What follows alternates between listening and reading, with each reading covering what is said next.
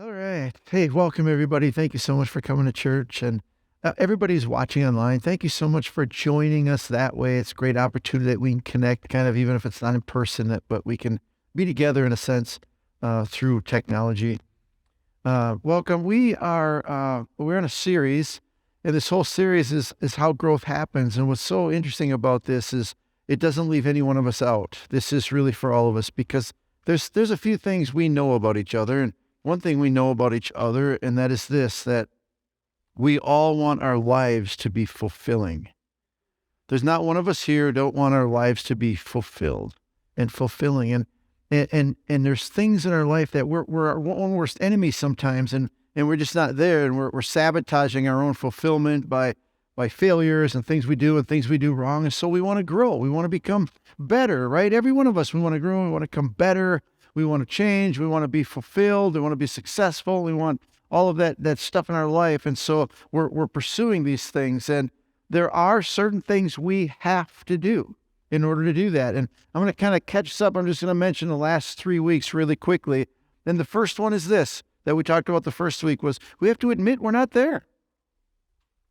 Sometimes we live in a bubble. Sometimes we lie to ourselves. Sometimes we say, oh no, I'm all that. Guess what? We can't grow until we first admit, I'm not all that, right? I'm not as great as I think I am. I don't have everything under control. We have to admit I need to grow. I have flaws in my life and I need to change.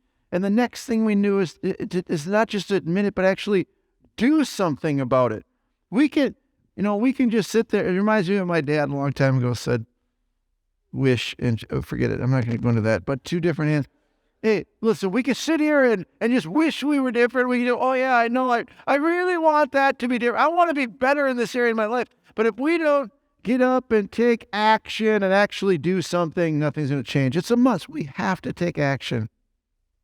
And what really helps us succeed is having other people around us, accountability. It really, really, really helps. I think we all know that, and that was the message last week. And if you haven't heard any of these, you need to go back and watch them all. But that brings us up to today. And what I'm going to talk about today is a necessity for growth, but it's kind of a decision part. All of these are, but this one is a huge decision. For you and I to grow, we have to adapt to change. And we all know this, but we don't think about it. We have to adapt to change because nobody likes change. Here's what we say in our head. I want to stay just the way I am, but I want to be different. Hello? We can't be different if we're the same. I mean, that's just crazy. And there's got to be change. Growth equals change. It just does. Think about our own physical bodies. I mean, there was a day when I weighed 6 pounds, right? There was a day when I had a size 1 shoe. Things have changed, right? I've grown. If everything is changed. Hey, if I hadn't changed, I would still be pooping in a diaper, right? We have to change. Growth equals change. But today I'm going to suggest, I don't even like using this word deeper, but it's a deeper essence or just something a little more that we have to think about. Not only do we have to adapt to change, but we actually have to adapt to a new view. I think we get physical change sometimes, but in order for you and I to grow, to really succeed and to accomplish things, we have to adapt to a new view of things. We've got to see things differently. We've got to view them differently. We've got to believe them differently. We need a different paradigm in many areas of our life in order for us to grow. Let's take weight loss, for instance. Most Americans have some extra. Most, not all, but most Americans want to diet. That's why it's $1 billion industry, right? We want to diet and lose weight and get rid of fat and all that stuff. We all get that. So in order to do that, let's follow the process. In order to do that, we first have to admit. We've got to admit, I could be thinner, right? Don't raise your hands, but just, right, you get it? I could be thinner. We got to first admit, no, you know what? I do have extra weight. It's probably not healthy. I don't need this. Okay, second thing, I have to take action. I got to do something about this. I got to stop eating the stuff I'm eating. I got to eat less. I probably exercise. We get it. I mean, we get it. Okay, if I want to lose weight, I realize I am, then I take action and would really help join a gym, have some accountability partners, some people you're going to work out with. Some people will tell you what, it's so hard to eat better in your house if you're the only one. If the whole house is eating that way, it's so much easier. I mean, it really, really helps. However, most of us have been to that level and most of us have done pretty good. But there's always, the struggle doesn't really go away.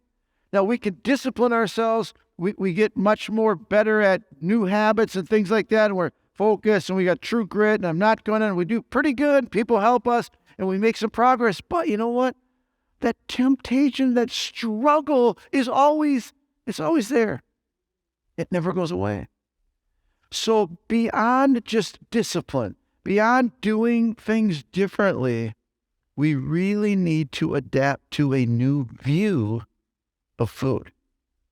To really have victory in this thing, to really grow, we need to view food as a source for existence, a source for, it's not a vacation. It's not, entertainment. I know in America we've turned it into that, but if we can view it that it's not that, we can have better success. For example, and do I have a good example? Because this is me all day long.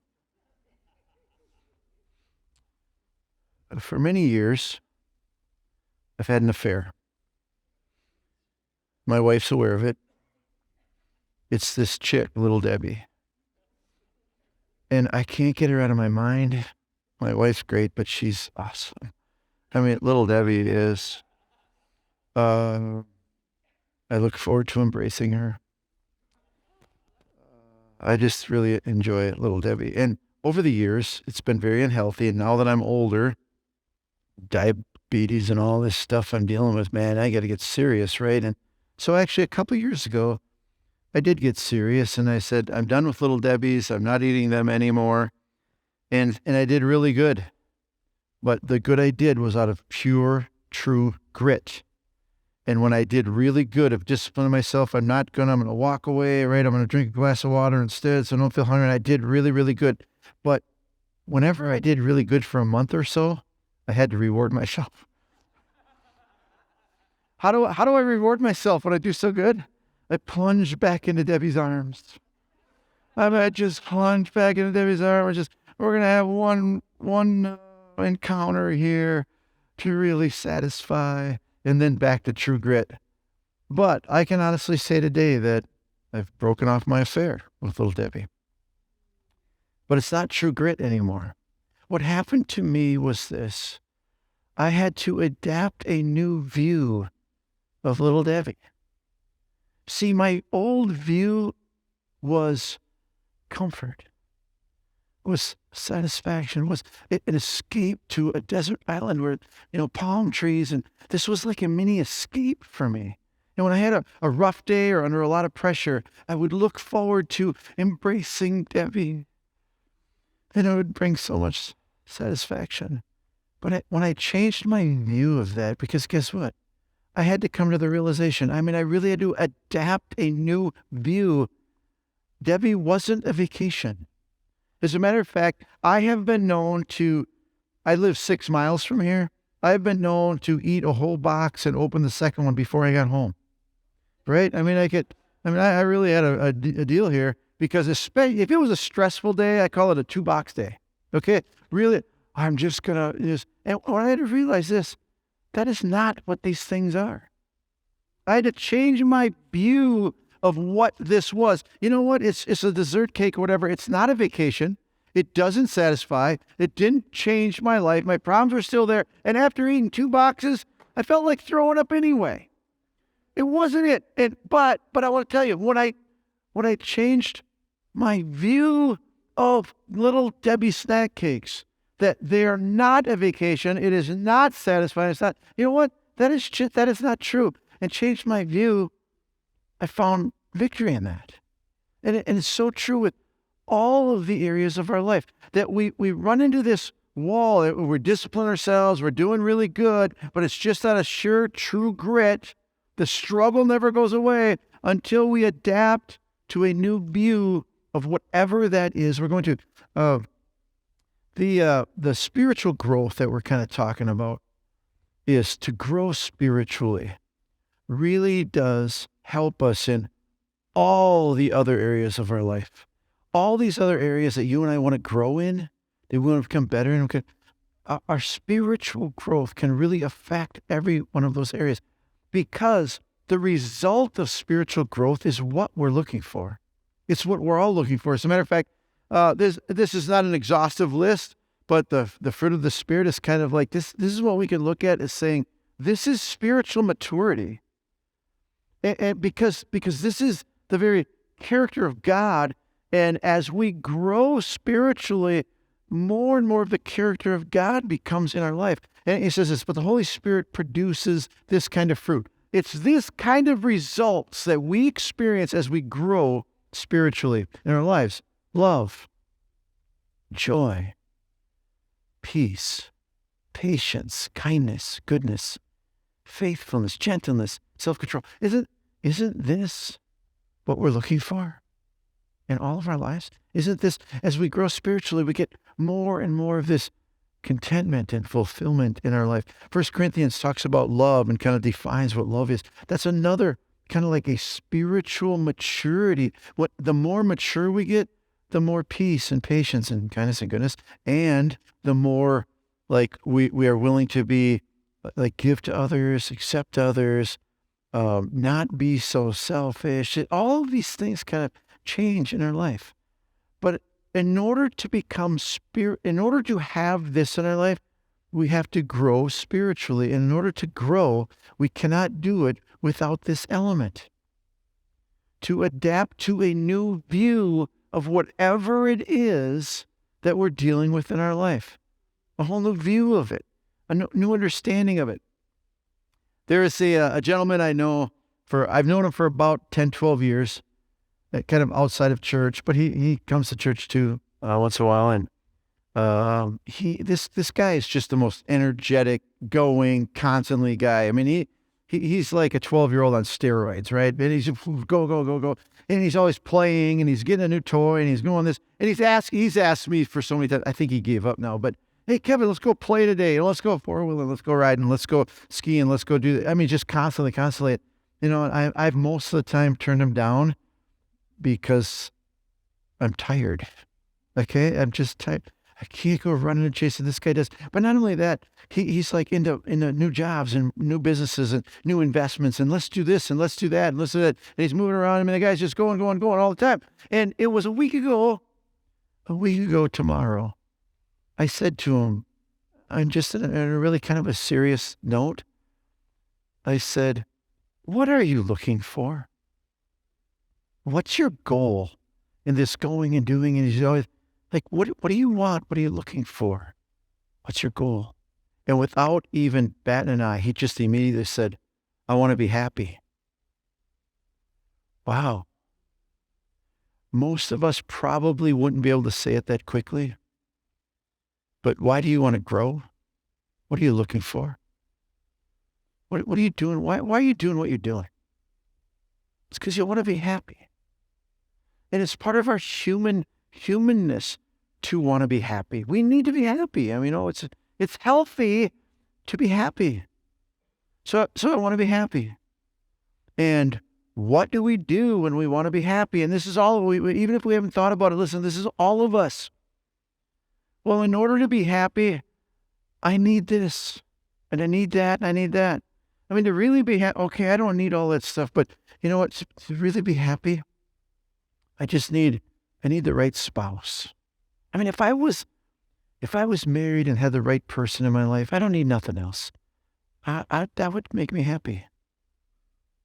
Would it? All those you who are married, it would go on to, well, I'm pretty happy. I'm kind of happy, but you know what I need? I mean, I'd really be happy if I just had the right house. I need the right house and the right setting. I mean, if I had that, I'd be done chasing. I mean, that's all I want. I just want that because that would really make me happy.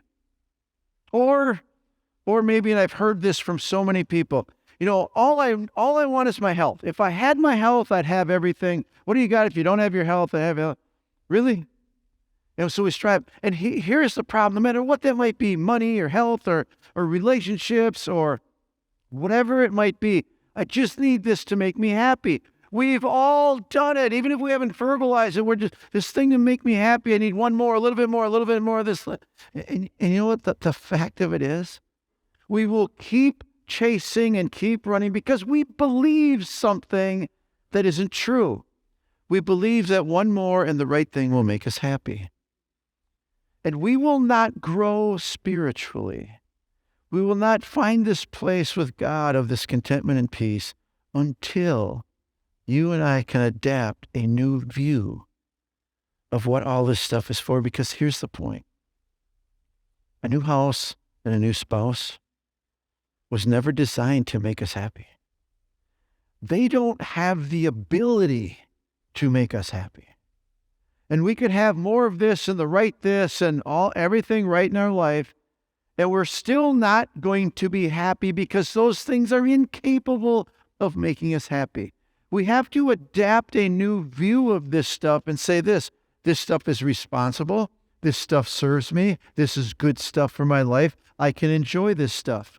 But we've got to change our view that stuff's going to make me happy. And as that drive, it is that slight shifting, having a new view of these things. They're not designed to make me happy. They will never make me happy. And our view needs to be more accurate in the fact of God is the only one that can make us happy.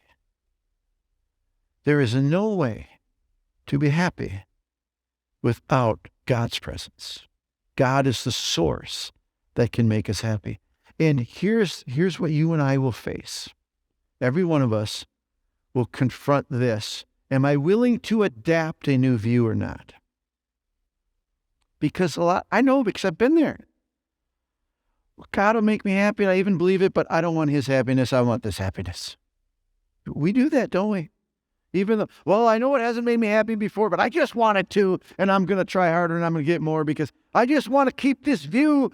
I want this stuff to make me happy. But we have to get to a place to really grow.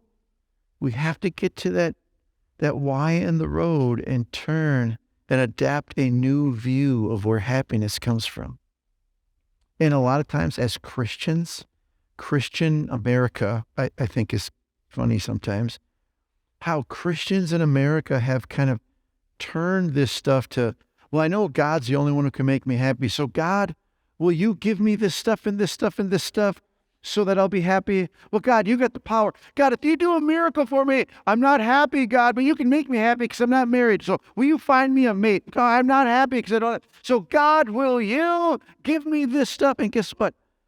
Can you see how ridiculous that is? This would be us. And we've learned as Christians in America to just ask God to give us all this stuff that doesn't make us happy, but we think it does. So happiness is big, but let's go on to just, there's so many things that you and I are chasing after that we will never find what we're looking for. Security is a big one. This is my thing. I mean, I got more than one issue, but security has been an issue in my life where I just want to feel secure. And for me, it was finance, money. If I had enough money, I'd feel secure. And I had a lot of things going in my life and stuff. I went to counseling. We all should go to counseling, by the way. But anyway, this counselor said to me, he said, Kevin, why do you, he said, you're such a dominoes thinker. I was bringing this up to somebody just a few days ago in our church. And he said, well, that's what they told me too. And so, hey, really, we're not the only ones. Are you a dominoes thinker? For me, it was this. I need to feel secure. I need to have enough, okay? I don't need more than enough. I just need enough. I need to feel secure. And so I got a job. Everybody's got a job, right? You get a job and you save money. You get out of debt, and it did. It just drove my family nuts. And then, we get out of debt, and we have no debt, and we pay for everything. But what if something happens to my job? A pastor for years. What if the church closes? What if they outlaw Christianity? What if? Okay, you know what? I got to have another source. there's got to be a backup plan. So I had a backup. Let's have some rental properties. And so, hey, we'll get some rental properties. That way, if the church thing doesn't work out, at least we'll have income. We'll have a backup. And well, shoot, what if people don't rent houses anymore? What? Got to have I got to have a business. So buy a business. And so, hey, if something happens to the church, I can all fall back on that. If something happens to that, then I got this business. So one's not enough. I got to have two. So one more business. Okay, one more business. And this counselor said to me, he said, how many dominoes are you going to have to back up this and this and this and this? And it's this drive for security, financial security. And guess what? Until God made a difference in my life, I personally had to adapt this new view of, guess what? Money isn't going to make you secure. It can't. What's your security thing? What is it? Is it your health security? Well, hey, yeah, so I am healthy. Is it relationships? It's like, what is your thing? I gotta have enough. Because here's the point. Comes down to this. Until you and I can adapt a new view of where security comes from, we will be running our whole life and never happy or satisfied. Again, it only comes from God. It only comes from God. I kind of believe that. I don't really believe that. Okay, maybe it's secure, but I want this security anyway. That's the issue we all face. But I just want to do this security anyway. I know, God, we have a choice to make. Either we're going to believe it and adapt to a whole new view of where security comes from, or we're going to continue to struggle. Or maybe we'll do the Christian combination and we'll say, yeah, I know that stuff doesn't make me secure. God does. So God, will you give me everything so I can feel secure? There's crazy thinking. Hey, God, just give me more. May this be successful. May I have a raise. But God, you give me security through this stuff. That's not how it works. God's not going to give us more stuff to feel secure. That's not where it comes from. It comes from Him. And until you and I can adapt a new view of where what we're looking for comes from. For some of us, and this is a big thing, really a big thing, is to be valued. Now, we need these things, right? We need to be happy. We need to feel secure. And we need to be valued. It's a part of our very nature and our makeup that every one of us need to be valued. We need people to love us, to know us. We can't think our life is a waste or I'm a nobody.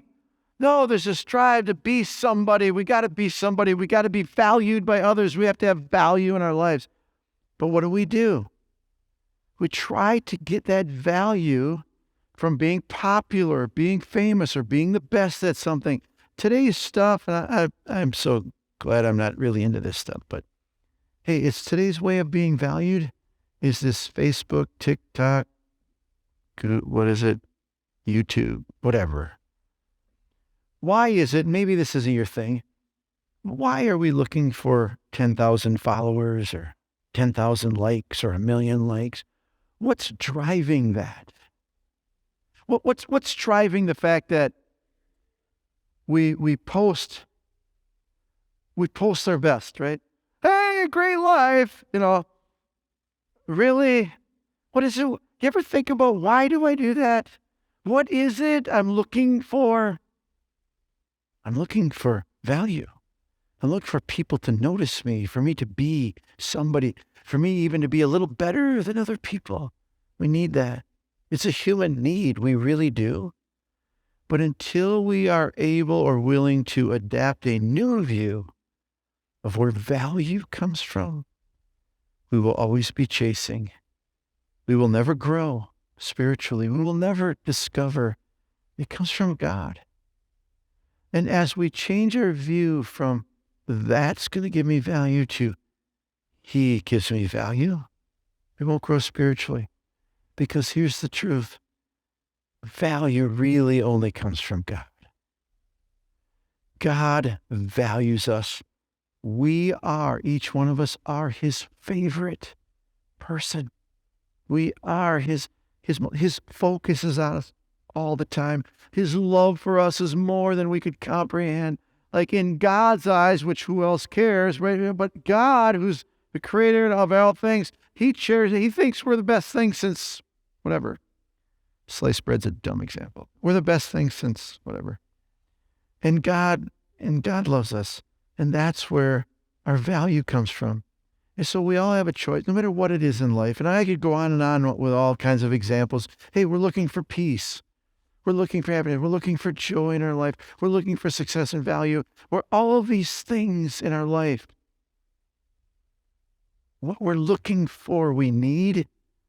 But until we're willing to adapt a new view of where it comes from, we will never grow. And we will spend our whole life trying and trying and trying and being miserable. Oh, there will be times of enjoyment, times of success, but it's not lasting at all.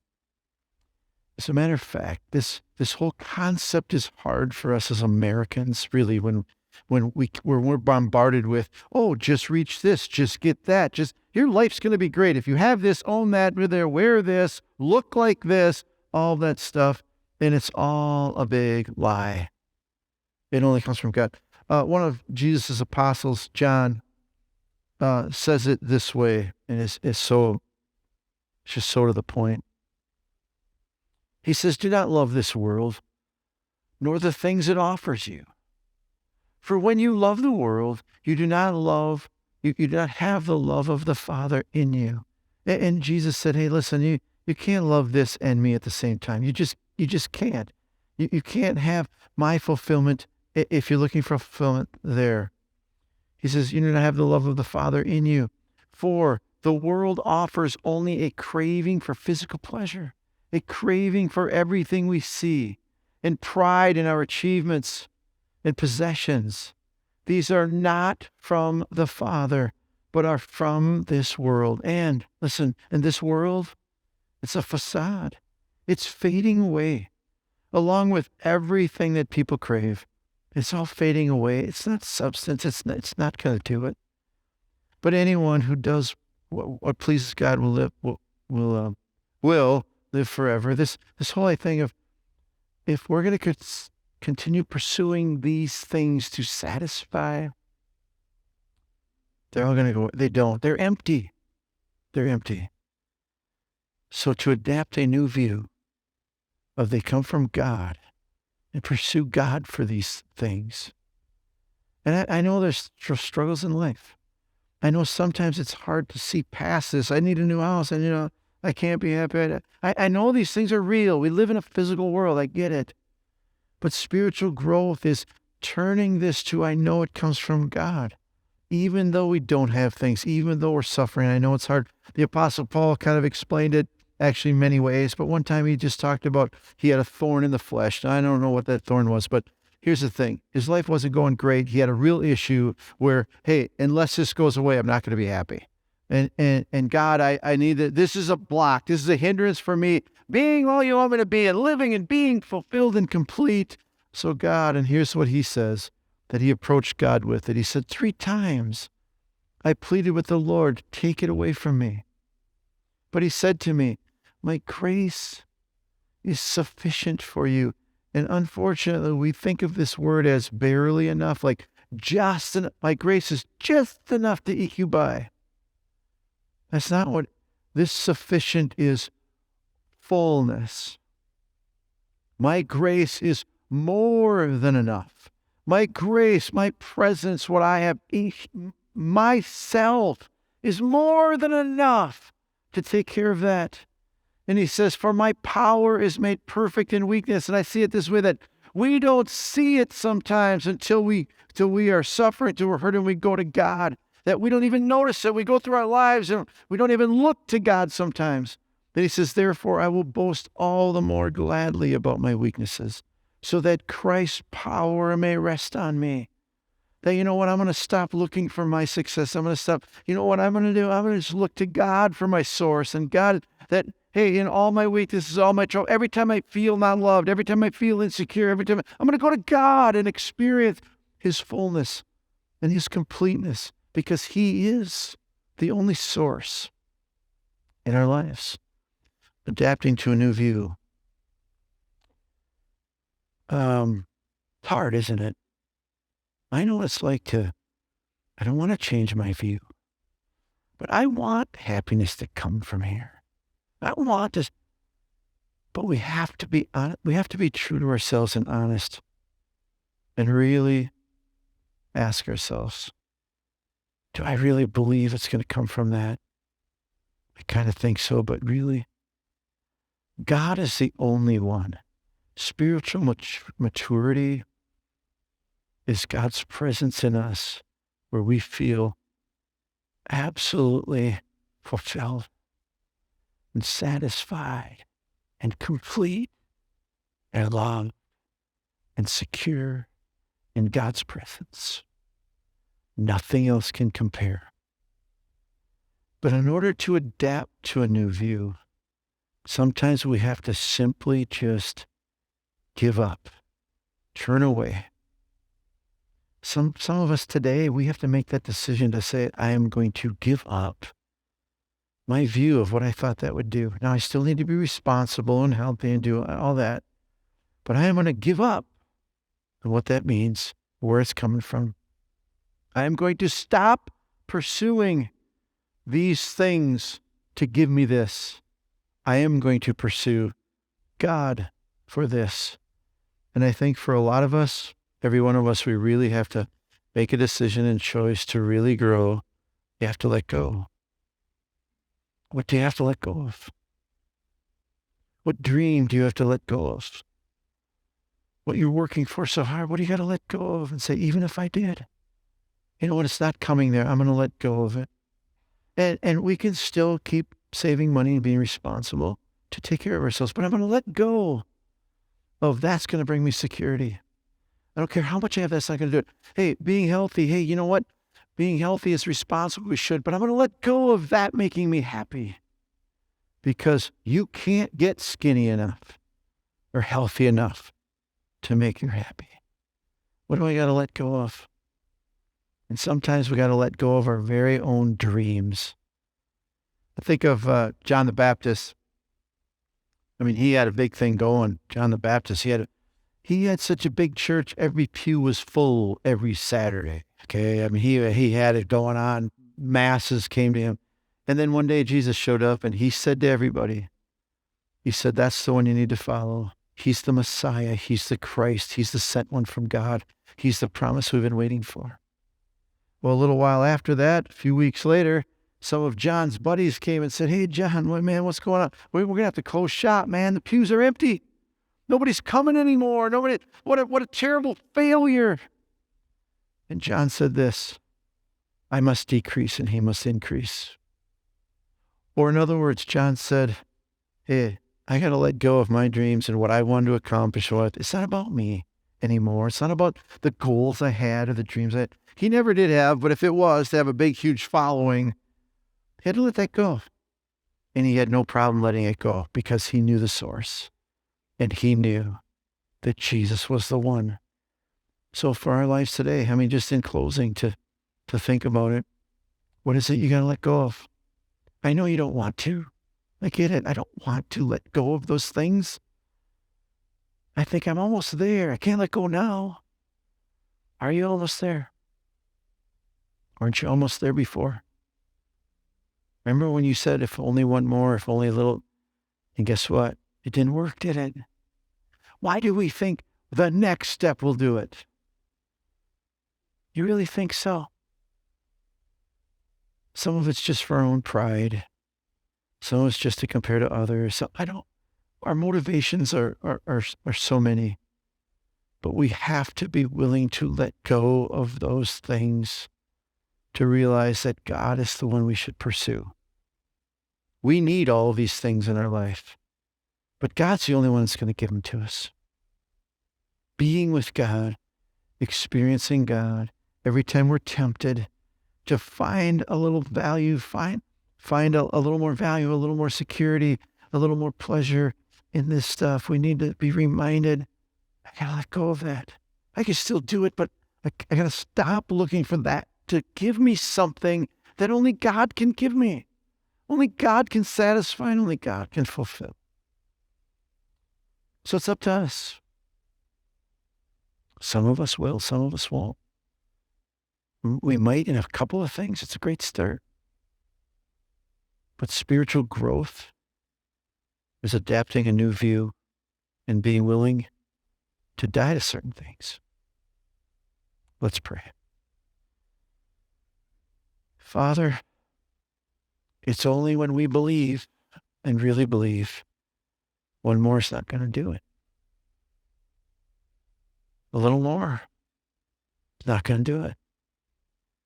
The things we pursue to give us security, contentment, happiness, value, success, they're not going to do it. That's a hard thing to swallow. But Father, as each one of us turn from that stuff and realize you are the source. Father, if you're the one that can fulfill me, then I come to you to fulfill me. You are the only one that satisfies the very cravings of the human heart. Satisfy me. Lord, I'm looking for value because I don't feel valued. Lord, you are the only one. I want to feel your value, your love. Father, I pray that for each one of us, that as we turn to a new view, as we adapt a new view, that you will meet us there and fulfill these needs that we're after. We give you opportunity. We give you chance to do that, Father. In Jesus' name, amen.